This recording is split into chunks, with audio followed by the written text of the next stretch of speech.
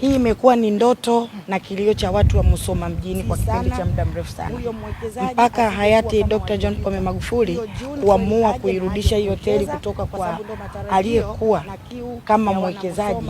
Aliona mbali sana. Hii ndio tunu ya mkoa wetu wa Mara, ndio tunu ya Musoma mjini.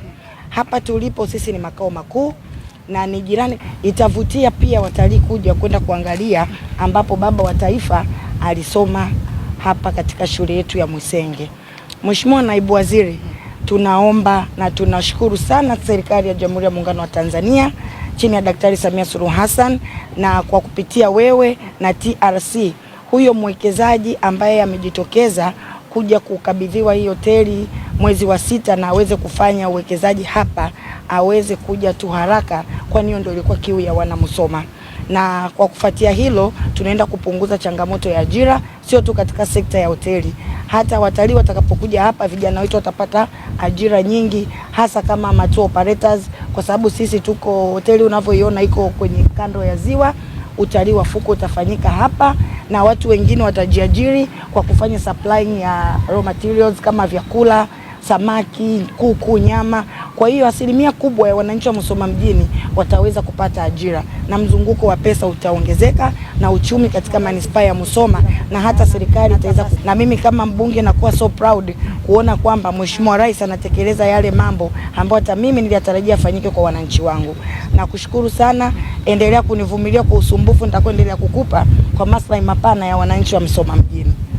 Tumetengeneza vile mpango wa muda mrefu wa utekelezaji wa dira wa miaka 25, lakini hivi karibuni tunaenda vile vile kuzindua mpango wa miaka 5 wa utekelezaji wa dira ya 2050, na tutaenda kumalizia kutengeneza mpango wa mwaka mmoja wa utekelezaji wa dira 2050. Kwa hiyo nichukue nafasi hii kumshukuru kwanza Dr. Samia Suluhu Hassan kwanza kwa kuniteua, lakini kwa kuweka kipaumbele cha swala la uwekezaji, na ndio maana ofisi ya uwekezaji na mipango ipo kwenye ofisi yake. Yeye ndio waziri, sisi wengine ni mimi ni naibu waziri wa nchi na waziri wangu Profesa Kitila Mkumbo ni waziri wa nchi. Yeye ndio waziri wa mipango na uwekezaji. Mtaona ndugu zangu watu wa Mara jinsi gani Mheshimiwa Rais ana nia ya dhati sasa kubadilisha mfumo wa uwekezaji wetu nchini. Nyote ni mashahidi, miaka 4.5 ya Mheshimiwa Rais aliweka nguvu kubwa sana kwenye kutoa huduma kwa wananchi.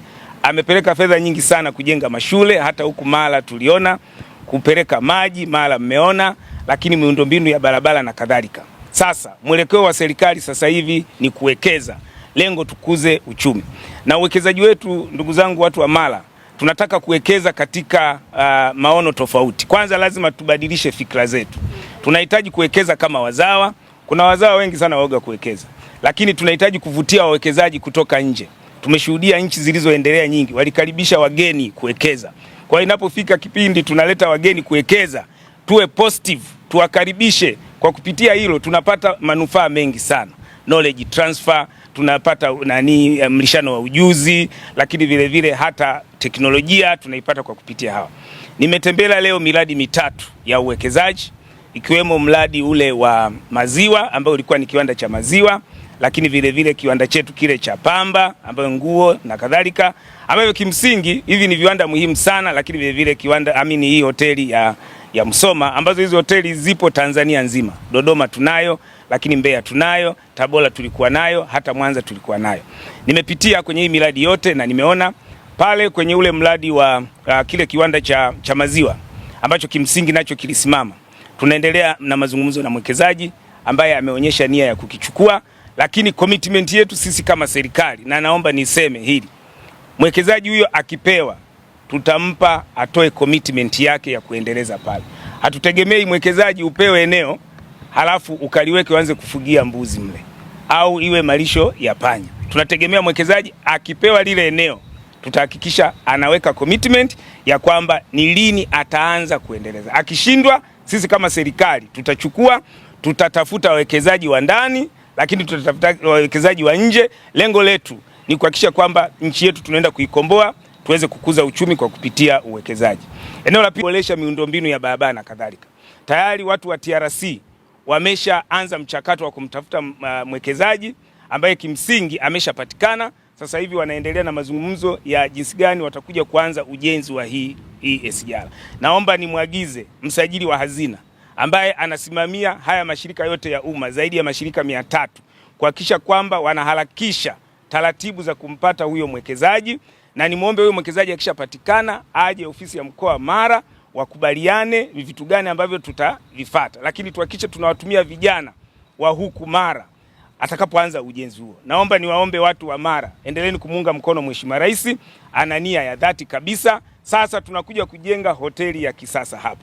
Lakini nimshukuru Mheshimiwa mbunge kabisa, mbunge wenu huyu wa jimbo la Msoma amenisumbua sana kuhusu hii miradi. Nilipomwambia nakuja Mara, kimsingi amenipa idea nyingi sana ambazo kimsingi wananchi wanatamani waone Mheshimiwa Rais anawafanyia. Kwa hiyo Mheshimiwa mbunge, mimi nakushukuru, lakini kuna maeneo mawili ambayo umeniambia ya wawekezaji binafsi ambayo kimsingi nayo inaonekana hayafanyi vizuri. Tuna taasisi yetu ya TISEZA ambayo kazi yake ni kuwalea wawekezaji binafsi. Naomba nimwagize mkurugenzi wa TISEZA maeneo ambayo ameyataja Mheshimiwa mbunge, la Luku wapi hivyo? Bukanga na Msoma Fish Processing, hayo maeneo mawili. Naomba mkurugenzi, wafuatilieni hawa wawekezaji wetu, tujue tatizo ni nini na tuangalie jinsi gani tutawasaidia.